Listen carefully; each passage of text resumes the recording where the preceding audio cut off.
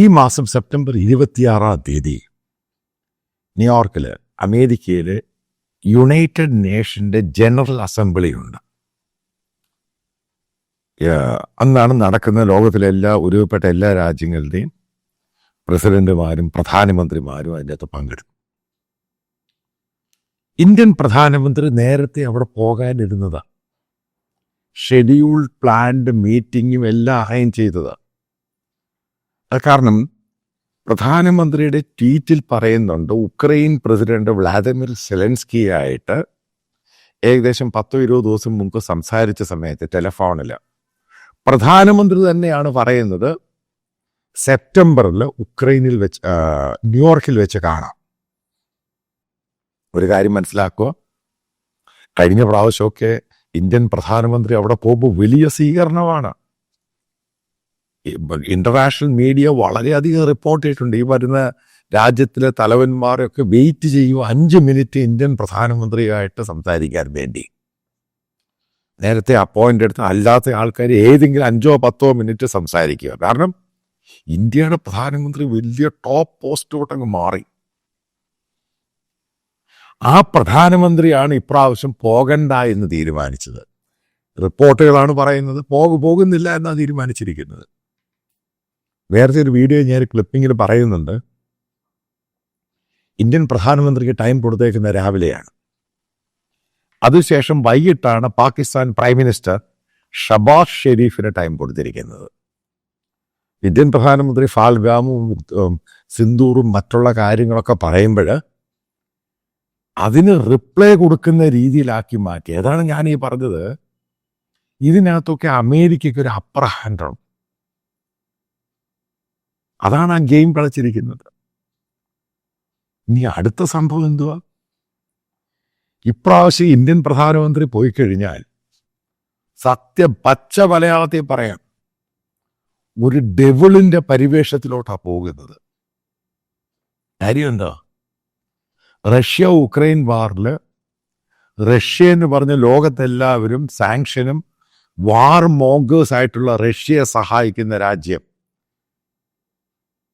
അതായത് ഉക്രൈനെതിരെ യുദ്ധം ചെയ്യുന്നതും പുടിനല്ല മോദിയാണെന്ന് പറഞ്ഞ അമേരിക്കൻ അഡ്മിനിസ്ട്രേഷൻ പറഞ്ഞു കഴിഞ്ഞു. അത് ശരിക്കും ഇമ്പാക്റ്റ് ഉണ്ടാക്കിയിട്ടുണ്ട്. അപ്പോൾ ഡെവിളിന്റെ പരിവേഷത്തിലായി ഇന്ത്യൻ പ്രധാനമന്ത്രി. ആ പ്രധാനമന്ത്രി ഇപ്രാവശ്യം അവിടെ ചെന്ന് കഴിഞ്ഞാൽ പച്ച മലയാളത്തിൽ പറയാം, ഒരു പട്ടിയും തിരിഞ്ഞു നോക്കത്തില്ല. രണ്ടാമത്തെ കാര്യം, ആ വെയിറ്റേജ് മുഴുവൻ ഗ്ലോബൽ ഫോറത്തിൽ, ഞാൻ നേരത്തെ പല വീഡിയോയിൽ പറഞ്ഞതാണ്, ഇന്ത്യയുടെ വെയിറ്റ് മുഴുവനും കളഞ്ഞു കുളിച്ചു. ഇതാണ് നമ്മുടെ ഡിപ്ലോമാറ്റിക് ഫെയിലിയർ എന്ന് പറയുന്നത്. അതെങ്കിലും മനസ്സിലാക്കുക. മോദി പോകാത്തതിൻ്റെ കാര്യം എന്ത്? എസ്കേപ്പ്. കാരണം പോയി കഴിഞ്ഞാൽ പെട്ടുപോകും. ഇതാണ് അതിൻ്റെ കാര്യം. പിന്നീട് ഇപ്പം ചൈനയുമായിട്ടുണ്ടാക്കിയ ബന്ധം, ഈ പറയുന്ന പല യൂറോപ്യൻ രാജ്യങ്ങൾക്കും അമേരിക്ക പല രാജ്യങ്ങൾക്കും അറിയാം ചൈന ഒരു നല്ല രാജ്യമല്ല. ഈ പലയിടത്തും പോയി ഇൻവെസ്റ്റ് ചെയ്യാൻ പോയി ആ രാജ്യത്തെ വിഴുങ്ങിയതാണ്. ഈ രാജ്യമായിട്ടെല്ലാം ചൈനയെ ഉടക്കില്ല. പെട്ടെന്ന് അവർക്കൊരു സേവിയറായിട്ട്, പുടിനും ചൈനയ്ക്ക് സേവിയറായിട്ട് ഇന്ത്യൻ പ്രധാനമന്ത്രി മാറി. പക്ഷെ അത് ഗ്ലോബൽ പ്ലാറ്റ്ഫോമിൽ ഇന്ത്യൻ പ്രധാനമന്ത്രി റിജക്റ്റ് ചെയ്യും, ഇന്ത്യ റിജക്റ്റ് ചെയ്യും. ഇനി അടുത്ത ഇഷ്യൂ ശ്രദ്ധിച്ചോണം. ഇപ്രാവശ്യത്തെ യുണൈറ്റഡ് നേഷൻ ജനറൽ അസംബ്ലിയിൽ പങ്കെടുക്കാൻ വേണ്ടി പാലസ്റ്റീൻ അതോറിറ്റിക്ക് അവർക്ക് വിസ കൊടുത്തിട്ടില്ല. അതും ഡെലിബറേറ്റ് ഗെയിമാണ് ചെയ്തിരിക്കുന്നത് അമേരിക്ക. എന്ത് കൊടുക്കാത്തതുകൊണ്ട് എന്താ ഉണ്ടാകുന്നത്? അവിടെ ഇപ്രാവശ്യം പാകിസ്ഥാൻ ഒരു ഇഷ്യൂ അങ്ങ് ഉന്നയിക്കും. മറ്റുള്ള യൂറോപ്യൻ രാജ്യങ്ങളും ഒരു ഇഷ്യൂ അങ്ങ് ഉന്നയിക്കും ഇന്ത്യക്കെതിരെ. കാശ്മീർ എന്ന് പറഞ്ഞ സംഭവം കയറി ഇങ്ങ് വരും. ഓപ്പറേഷൻ സിന്ദൂറും കാശ്മീർ ഫാൽഗാം എല്ലാ ഇഷ്യൂ കയറി വരും. അതായത് ഇന്ത്യ ഇപ്രാവശ്യം യുണൈറ്റഡ് നേഷൻ ജനറൽ അസംബ്ലിയിൽ ഒറ്റപ്പെടുത്തും. ഇതല്ല ഞാൻ പറഞ്ഞ ഈ തരൂരും ഈ ഡെലിഗേഷൻ 40 രാജ്യത്ത് പോയത് ചുമ്മാതെ ഒരു പ്രയോജനം കിട്ടാൻ പോകുന്നില്ല. ഇത് ചുമ്മാ ഒരു തള്ളു മാത്രമായിരുന്നു, ഒരു പ്രയോജനം കിട്ടത്തില്ല. അന്ന് ഞാൻ പറഞ്ഞപ്പോൾ പല ആൾക്കാരും അത് വിശ്വസിച്ചില്ല, എന്നെ തെറി വിളിച്ചു. ഇതാണ് ഉണ്ടാകാൻ പോകുന്നത്. കാശ്മീർ ഇഷ്യൂ കയറി വരികയാണ്. അതൊരു വലിയ ഗ്ലോബൽ ഇഷ്യൂ ആയിട്ട് മാറും. യൂറോപ്യൻ രാജ്യങ്ങളും ചില ആഫ്രിക്കൻ രാജ്യങ്ങളും, ഇൻക്ലൂഡിങ് അറബ് രാജ്യങ്ങൾ, അതേപോലെ ടർക്കി പാകിസ്ഥാനെ സപ്പോർട്ട് ചെയ്യും, കാശ്മീരിനെ സപ്പോർട്ട് ചെയ്യും. സംഘപരിവാരക്കാരൻ ഇപ്പൊ എന്ത് പറയുന്നു? ഓപ്പറേഷൻ സിന്ദൂർ വിജയമായിരുന്നോ? സക്സസ് ആയിരുന്നോ? ഇനിയും പറയാം, വിജയമായിരുന്നോ? സക്സസ് ആയിരുന്നോ? എന്ത് ഇന്ത്യ നേടി? കാശ്മീരിലെ ഇഷ്യൂ അതിനെ ഗ്ലോബൽ പിക്ചറിലോട്ട് മാറ്റി അങ്ങ് എടുത്ത്. കാരണം ഗാസ വന്നു കഴിഞ്ഞാൽ കാശ്മീരിന് വലിയ പ്രാധാന്യം കിട്ടത്തില്ല. അതുകൊണ്ട് ഗാസ അവരോട് പറഞ്ഞു, നീ വരണ്ട, ഇവര് വരട്ടെ. എങ്ങനെയുണ്ട് സംഭവം? ഗെയിം എങ്ങനെയുണ്ട്? അടുത്ത ഇഷ്യൂ കയറി വരും. ഇന്ത്യയിലെ ക്രൈസ്തവരെ അറ്റാക്ക് ചെയ്ത സംഭവം, അതായത് നൺസിനെയും ഈ പറയുന്ന പെന്തക്കോസ് പാസ്റ്റർമാരെ ഇന്ത്യ ഉടനീളം അറ്റാക്ക് ചെയ്ത സംഭവം, ബജറാങ്കൾ വെറുതെ പിടിച്ച് ജയിലിലിടുന്ന അവരെ ഉപദ്രവിക്കുന്ന സംഭവം, ഇതിനൊക്കെ മറുപടി കൊടുക്കാൻ ഇന്ത്യൻ പ്രധാനമന്ത്രിക്ക് പറ്റില്ല. അതുകൊണ്ടാണ് ഈ മഹാൻ അങ്ങോട്ട് പോകാതിരുന്നത്. ഇതാണ് സിമ്പിൾ. ഇത് പോവുകയാണെങ്കിൽ ഇതൊക്കെ ഫേസ് ചെയ്യേണ്ടി വരും. ഇതാണ് സിമ്പിൾ. എന്തുകൊണ്ട് പോകുന്നില്ല? കാരണം ഇതേ ഒരു ഇന്റർനാഷണൽ പ്ലാറ്റ്ഫോമാണ്. ഇന്ത്യൻ പ്രധാനമന്ത്രി ഇത്രയും നാളും മോദി അവിടെ പോയപ്പോൾ അവിടെ സൂപ്പർ ഡൂപ്പർ സ്റ്റാർ ആയിരുന്നു. കാരണം ഒരു പ്രാവശ്യം പങ്കെടുത്ത് ഞാനന്ന് ന്യൂയോർക്കിലുണ്ട്, ആ സിറ്റിയിലുണ്ട്. അപ്പൊ എത്രമാത്രമാണ് ഈ പറയുന്ന ഇന്ത്യക്കുള്ള പ്രാധാന്യം, ഇന്ത്യൻ ഡെലിഗേറ്റ്സിനുള്ള പ്രാധാന്യം, ഇന്ത്യൻ പ്രധാനമന്ത്രിക്കുള്ള പ്രാധാന്യം. അവിടെയുള്ള ഗ്ലോബൽ, അവിടുത്തെ ലോക്കൽ പത്രങ്ങളിലൊക്കെ വന്നുകൊണ്ടിരിക്കുന്ന വാർത്ത. ഇപ്രാവശ്യം ഒറ്റ ഗ്ലോബൽ ലോക്കൽ പത്രങ്ങൾ ഇന്ത്യക്ക് അനുകൂലമായിട്ട് എഴുതത്തില്ല. റഷ്യ ഉക്രൈൻ വാർ, ഇന്ത്യയാണ് വാർ നടത്തുന്നത്, റഷ്യ ഇന്നും കൂടുവാനി അവന് പണം കൊടുക്കുന്നു, ആ പണം ഇന്ത്യയിലെ ധനവാന്മാർക്ക് വേണ്ടി ഉപയോഗിക്കുന്നു. നിങ്ങൾ ഉദ്ദേശിച്ചോ ഇതൊരു ചെറിയ സ്റ്റേറ്റ്മെന്റ് ആയിരിക്കുമെന്ന്? ഈ സ്റ്റേറ്റ്മെന്റിന് വലിയ പ്രാധാന്യമുണ്ട്. അതേപോലെ ഞാൻ ഈ ബ്രിക്സും SCOയോടെ പോകുന്നതിനൊന്നുമല്ല എനിക്ക് പ്രശ്നമില്ല. ഇതുകൊണ്ട് നമുക്കെന്ത് പ്രയോജനം ഉണ്ടാകും? അതായത് ഇന്ത്യക്ക് എന്ത് പ്രയോജനമാണ്? ഒരു കാര്യം കൂടെ ഞാൻ തീർത്തും പറയാം. എനിക്ക് ബേസിക്കലി ട്രംപിനെ ഇഷ്ടമൊന്നുമല്ല. പക്ഷേ അയാൾ വന്നു കഴിഞ്ഞാൽ ഇന്ത്യക്ക് പ്രയോജനമുണ്ടാകും. അപ്പോൾ ഞാൻ ട്രംപിന് അനുകൂലിയായി. അതാണ് കാരണം. ഇപ്പം ഇന്ത്യൻ പ്രധാനമന്ത്രിയായിട്ട് നല്ല അടുപ്പം. അതായത് ഇന്ത്യയുടെ എക്കോണമിയും സാമ്പത്തിക രംഗവും ഗ്ലോബലായിട്ട് ഇന്ത്യയെ അംഗീകരിക്കാൻ മറ്റുള്ള രാജ്യങ്ങൾ തയ്യാറാകും. ട്രംപ് വരട്ടെ, ട്രംപിനെ സപ്പോർട്ട് ചെയ്യുന്നു. പിന്നീട് ഈ മോദിയുടെ ഓരോ തള്ളുകളും ബ്ലണ്ടറും കണ്ടിട്ട് ഞാൻ അയാളെ സപ്പോർട്ട് ചെയ്യണോ? സിമ്പിൾ ചോദ്യമാണ്. പെട്ടെന്ന് അത് വിട്ടിട്ട് ചൈനയെ പോകുന്നു, റഷ്യയെ പോകുന്നു, നോർത്ത് കൊറിയ. അതായത് നിങ്ങൾ ആലോചിക്കുക, SCO സമ്മിറ്റിനകത്ത് അതിനകത്ത് എത്ര ജനാധിപത്യ രാജ്യമുണ്ടെന്ന് നിങ്ങൾക്കറിയാം.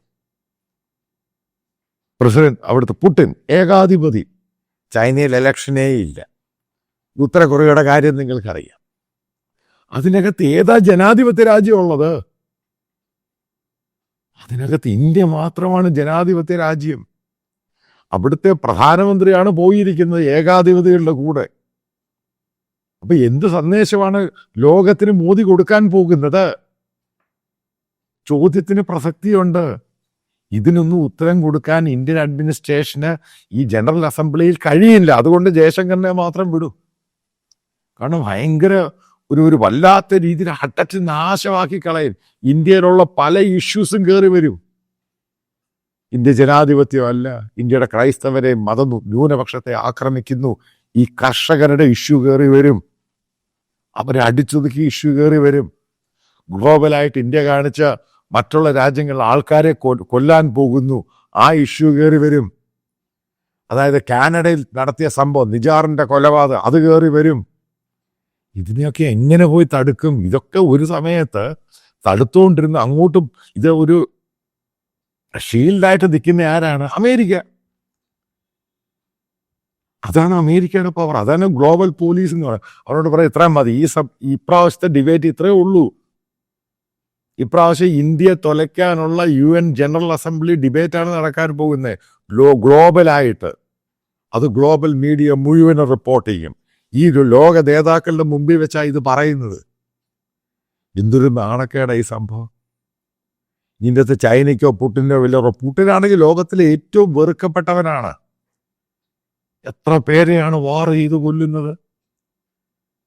ഇനി ഇറാൻ ഇന്ത്യയെ സപ്പോർട്ട് ചെയ്യുമോ? ഏതെങ്കിലും ഗൾഫും ഇസ്ലാമിക രാജ്യങ്ങൾ ഇന്ത്യയെ സപ്പോർട്ട് ചെയ്യുമോ? ഇതാണ് ഇഷ്യൂസ് എന്ന് പറയുന്നത്. അതാണ് എത്രമാത്രം പീക്കിൽ നിന്ന് ഇന്ത്യൻ പ്രധാനമന്ത്രി എത്രമാത്രം കുഴിയിലോട്ടാണ് വീഴുന്നത്. ഓരോന്നായിട്ട് പറയും. ഇതുകൊണ്ടാണ് പോകാത്തത്.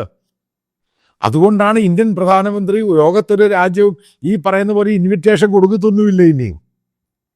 ഇനി ഞാൻ നേരത്തെ പറഞ്ഞു, സിന്ദൂറിന് മുമ്പും സിന്ദൂറിന് ശേഷവും. അതായത് തലയ്ക്ക് കൂടുതൽ അഹങ്കാരവും ഒക്കെ വന്നു കഴിഞ്ഞാൽ ഏതൊരു മനുഷ്യന് അഹങ്കാരം തലയ്ക്കകത്ത് കയറിയാലും അവൻ്റെ പതനം അന്ന് മുതൽ സ്റ്റാർട്ട് ചെയ്യും. നമ്മൾ മൾട്ടിപൂറിൽ ഇത്രമാത്രം വലിയൊരു മഹാരാജ്യം, ആ രാജ്യത്തിൻ്റെ സ്ഥിതിയാണ് ഞാൻ ഈ പറയുന്നത്. കഴിഞ്ഞ 3-4 മാസം കൊണ്ട് എവിടെ നിന്ന് എങ്ങോട്ട് പോയി. ഏറ്റവും വലിയ ശത്രുവായിട്ട് കയറിയിട്ട് അവൻ്റെ ശത്രുവാണ് നമ്മുടെ ശത്രുവാണ് അവൻ. ഒരു ബന്ധം എന്നല്ലാതെ ഈ ബന്ധം കൊണ്ട് എന്ത് പ്രയോജനം നമുക്ക് കിട്ടി? ചോദ്യങ്ങളുണ്ട്. ചോദ്യങ്ങൾക്ക് പ്രസക്തമായ ചോദ്യങ്ങളാണ്. ഈ ചോദ്യങ്ങൾക്കൊക്കെ ഗവൺമെന്റ് ഓഫ് ഇന്ത്യ ഉത്തരം തരട്ടെ. എങ്ങോട്ടാണ് നമ്മൾ ഈ പോകുന്നത്? ഇതൊക്കെ ഗ്ലോബലായിട്ടുള്ള എല്ലാ ഇന്ത്യക്കാരനെയും ബാധിക്കും. ഇന്ത്യ അറ്റാക്ക് ചെയ്യുമ്പോൾ അവൻ്റെ യാത്രയെ ബാധിക്കും, അവൻ്റെ താമസത്തെ ബാധിക്കും, അവൻ്റെ അവിടെയുള്ള ജോലിയെ ബാധിക്കും. ഗ്ലോബലായിട്ട് നമ്മളെ ഇത് ബാധിക്കും. ഇതിനാണ് ഇന്ത്യ ഗവൺമെൻറ് ഒരു സൊല്യൂഷൻ ഉണ്ടാക്കണം. നമ്മൾ ഏത് രീതിയിൽ ഡിപ്ലോമസി പോകണം, അതിനൊരു സൊല്യൂഷൻ കൊണ്ടുവരണം. എല്ലാവരെയും ശത്രുക്കളായിട്ട് മുന്നോട്ട് കൊണ്ടുപോകാൻ പറ്റില്ല. നമ്മളെല്ലാവരുടെയും ശത്രുവായിട്ട് എത്ര ദിവസം മുന്നോട്ട് പോകും? ഉത്തരം വേണം. പ്രതീക്ഷിക്കുന്നു ഉത്തരം ഗവൺമെൻറ് ഓഫ് ഇന്ത്യയും ഈ പറയുന്ന ഇന്ത്യ ഭരിക്കുന്ന BJPയും ഇത് പ്രോപ്പറായിട്ട് ഇന്ത്യൻ ജനങ്ങൾക്ക് തരുമെന്ന്.